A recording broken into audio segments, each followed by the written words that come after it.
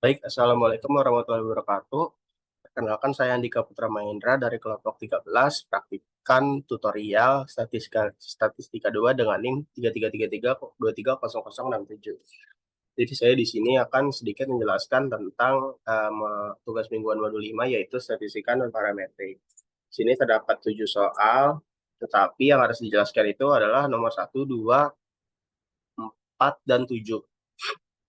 Untuk soal yang pertama, PT Psikolentra Abadi ingin mengevaluasi apakah terdapat perbedaan kinerja di antara 4 aplikasi pengolah dokumen yang sering digunakan oleh karyawan mereka, yaitu Excel, OQM, RStudio, dan Minitab. 10 karyawan diminta untuk menguji keempat aplikasi tersebut dan memberi penilaian 1 hingga 5 berdasarkan kemudahan penggunaan. Tabel 1 menunjukkan hasil penilaian kinerja karyawan terhadap kinerja aplikasi pengolah dokumen. Lakukan pengujian untuk menentukan apakah terdapat perbedaan kinerja di antara aplikasi pengolah dokumen tersebut gunakan alfa 9,05. Lalu di sini ada 10 sampel yang sama dengan 4 aplikasi yang dievaluasi atau dianalisis. Di sini kita menggunakan uji Friedman untuk di soal nomor 1 ini dikarenakan terdapat 10 data atau 10 pengamat atau 10 karyawan itu atau 10 sampel itu dia itu menilai 4 aplikasi. Nah, oleh karena itu di sini kita menggunakan Friedman test di mana dari keempat aplikasi ini kita ingin mengetahui apakah terdapat perbedaan kinerjanya. Lalu di sini sintaks Friedman.test ini digunakan untuk mencari atau mendapatkan nilai degree of freedom dan juga p-value-nya. Jika kita run di nomor 1 ini, didapatkan ini adalah si data-datanya yang sudah diinput dari Excel, ProQM, RStudio, dan juga Minitab yang di sebelah sini. Lalu ditampilkan dalam bentuk matriks. Lalu di sini ada hasilnya yaitu p-value-nya 0,07, 0,07718 dan degree of freedom itu 3. Nah, karena p-value-nya itu lebih dari 0,05, dia itu artinya dia itu menerima H0, di mana H0-nya ini adalah tidak ada perbedaan median antar tidak ada perbedaan median penilaian antar aplikasi tersebut. Jadi keempat aplikasi ini tidak terdapat perbedaan si mediannya. Lalu untuk soal nomor 2, sini seorang direktur rumah sakit ingin mengetahui kepuasan pasien terhadap pelayanan fasilitas rawat inap yang disediakan. Diasumsikan bahwa pasien yang mendapatkan layanan dengan baik akan memberikan kepuasan yang lebih tinggi. Terdapat 3 kelompok pasien yang dibedakan berdasarkan kelas rawat inap yang mereka pilih, yaitu pasien yang memilih kelas ekonomi, pasien yang memilih kelas bisnis, dan VIP. Direktur rumah sakit mengambil 24 sampel pasien yang dibagi menjadi 3 kategori tersebut. Data kepuasan pasien berdasarkan survei telah dicatat dalam tabel 2. Dengan taraf keberhasilan 0,05 untuk menguji hipotesis apakah terdapat perbedaan yang signifikan dalam tingkat kepuasan antara pasien kelas ekonomi, kelas bisnis, dan VIP. Di sini terdapat 3 kelas yaitu ekonomi, bisnis, dan juga VIP, lalu ada tingkat kepuasannya. Untuk nomor 2 ini kita menggunakan uji Kruskal-Wallis karena di sini terdapat 3 data yang dia itu merupakan independen, data yang independen yaitu kelas ekonomi, kelas bisnis, dan juga VIP. Lalu dia itu menggunakan dia itu datanya berupa ordinal gitu. Jadi dia itu tidak diasumsikan normal. Lalu di sini kita akan ingin mengetahui apakah terdapat perbedaan yang signifikan dalam tingkat kepuasan antara pasien kelas ekonomi, kelas bisnis, dan juga VIP. Lalu di sini pengerjaan soal nomor 2 di RStudio itu kita awalnya input dulu data-data yang ada di setiap kelompok yaitu kelas bisnis, ekonomi, dan juga VIP. Lalu menggunakan Kruskal test untuk mendapatkan si p-value-nya dan juga degree of freedom-nya. Lalu di sini didapatkan bahwa dia ini degree of freedom-nya itu sama dengan 2, lalu p value-nya itu yaitu sangat kecil, atau dia itu lebih kecil dari 0,05. Jadi di sini kesimpulannya untuk yang nomor 2 ini, karena dia kurang dari 0,05, dia itu menolak H0, di mana H0-nya itu adalah median kepuasannya itu sama untuk 3 kelas. Itu tadi. Baik, untuk soal selanjutnya yaitu soal nomor 4. Sini seorang peneliti ingin mengetahui apakah tingkat pendidikan mempengaruhi preferensi dalam pemilihan jenis makanan. Sebanyak 250 partisipan diminta untuk memilih preferensi makanan di antara 4 kategori, yaitu makanan cepat saji, makanan tradisional, makanan sehat, dan makanan vegetarian. Diperoleh data hasil survei pada tabel 4 berikut, yaitu tabel 4-nya berapa tingkat pendidikannya, yaitu SMA, S1, S2, lalu totalnya. Lalu di sini ada 4 jenis makanan, yaitu cepat saji, makanan tradisional, makanan sehat, dan juga makanan vegetarian. Di sini ada totalnya yang di sebelah kanannya. Lalu rumuskan hipotesis, ujilah dengan taraf signifikansi sebesar 5% dan berikan kesimpulannya. Lalu di sini kita itu menggunakan uji chi-square karena di sini terdapat 2 jenis variabel, yaitu tingkat pendidikan dan juga ada jenis makanan, yaitu SMA, S1, S2. Lalu untuk jenis makanannya cepat saji, tradisional, dan juga makanan sehat, dan juga makanan vegetarian. Lalu untuk penyelesaiannya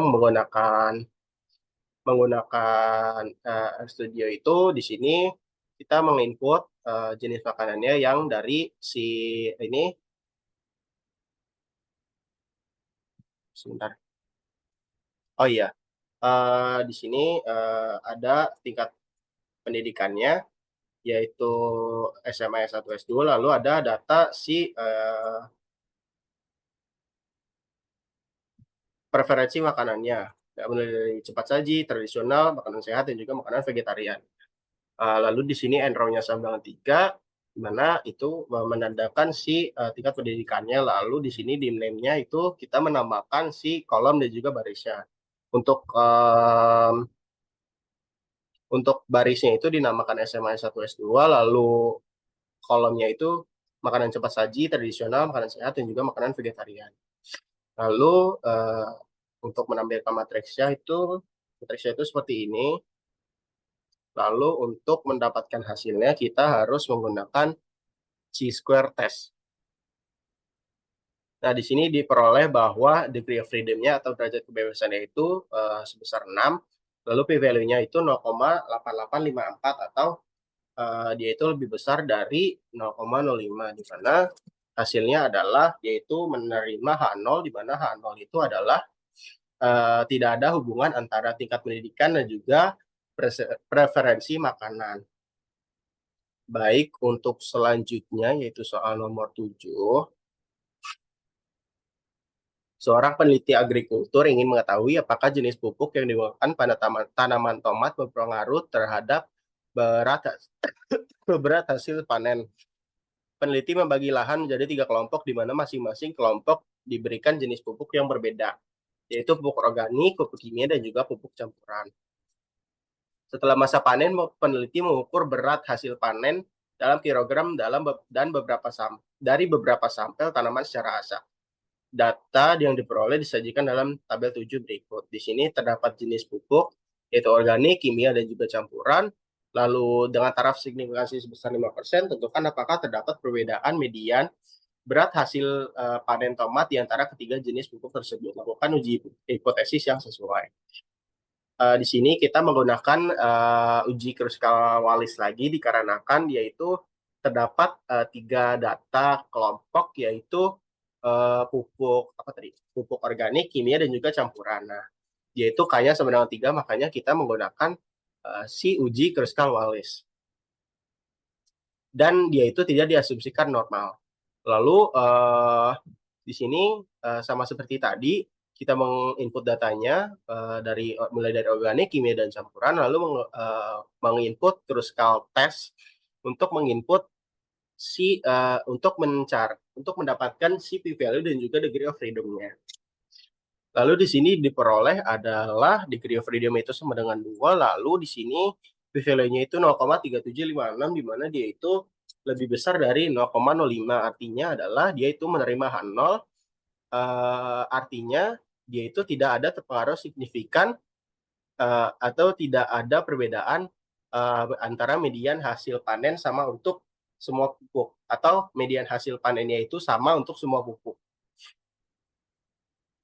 Baik, itu untuk software Arstudia. Kita lanjut ke software Minitab. Sini untuk uji Friedman atau yang nomor 1 ini, tadi nomor 1 itu kita memperoleh hasil adalah p-value-nya 0,07718 dengan degree of freedom itu 3, di sini masih sama. Lalu untuk nomor 2, di sini kita mendapatkan hasilnya itu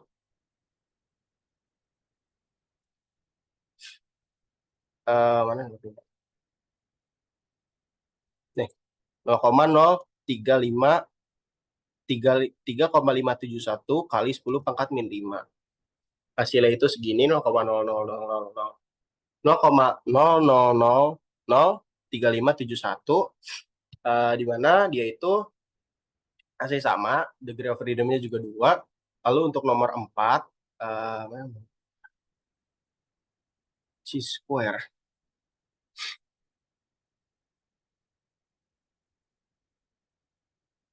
Nih, nomor 4. Nomor 4 itu didapat untuk p-value-nya itu 0,8854. Di sini juga sama, 8854 dengan degree of freedom itu sama dengan 6. Lalu untuk nomor 7 diperoleh hasilnya itu p-value-nya 0,3756 jika ditambah desimalnya. 0,3756 sama dengan degree of freedom itu sama dengan 2.